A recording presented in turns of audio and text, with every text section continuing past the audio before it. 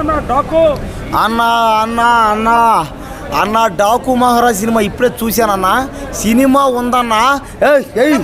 అన్న డాకు మహారాజ్ సినిమాలో బాలకృష్ణ గొడ్డలు ఎత్తుకొని కత్తి ఎత్తుకొని నరకతుంటే ఇంకా గొడ్డలు పట్టాలన్నా కత్తి పట్టాలన్నా ఒక్క బాలకృష్ణ మాత్రమే. ఇంకా సంక్రాంతికి ఏ సినిమా వచ్చినా కూడా బాలకృష్ణ సినిమాతో ఢీ కొట్టే సినిమా ఏది రాదంతే. ఇంకా బాలకృష్ణని మించిన సినిమా తీయాలంటే ఎవరి వల్ల కాదు. ఈ డాకు మహారాష్ట్రలో బాలకృష్ణ హీరోగా ఉంటే మాత్రమే ఆ సినిమా బాగా ఆడుతుంది అంతే.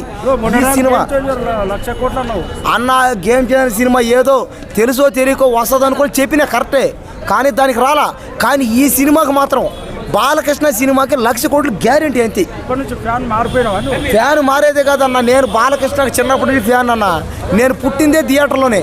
నేను పుట్టిందే బాలకృష్ణ సినిమా నరసింహనాయుడు సినిమా థియేటర్లో పుట్టా. నేను 2002లో పుట్టా. ఆ సినిమా కూడా అప్పుడే వచ్చింది.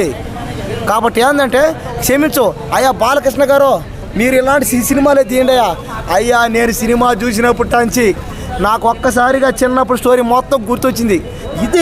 ఇందుకేనేమో బాలకృష్ణ సినిమాలు చేసాడన్న యాక్టింగ్ కానీ, ఆ డైలాగులు కానీ, ఆ పర్ఫార్మెన్స్ కానీ, ఆ డ్యాన్సులు, ఆ యాక్టింగు, ఆ కామెడీ, ముఖ్యంగా రొమాన్స్ చేస్తున్నాడు భయ్యా. 3 హీరోయిన్లు ఉన్నారు. ఆ 3 హీరోయిన్లతో వాయించి పడేశాడు. ఇంక నుంచి నేను ఇంకా బాలకృష్ణ ఫ్యాన్ అంతే. నేను ఇంక సచ్చేదాకా బాలకృష్ణ ఫ్యానే అంతే, ఫిక్స్ అయిపోయినా. ఈ గొడ్డ చూడన్నా, ఈ గొడ్డలు ఎత్తుకొని నరకతున్నాడన్నా.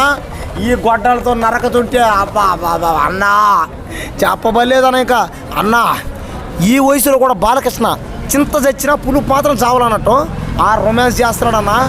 నాకైతే కింద మీద తడిచిపోయింది అంతే. బాలకృష్ణ ఊపుతున్నాడన్నా. దబిడి అని హీరోయిన్ని వాయించేసాడు అంతే.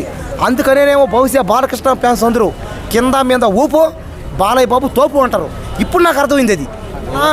ఇంకా సినిమాలు చేయాలంటే బాలకృష్ణ అంతే, సినిమా తీయాలంటేనే బాలయ్య. జై బాలయ్య, జై బాలయ్య. ఇంకా సంక్రాంతి విన్నర్ అంటేనే బాలయ్య తర్వాతే ఇంకా ఎవరయ్యా.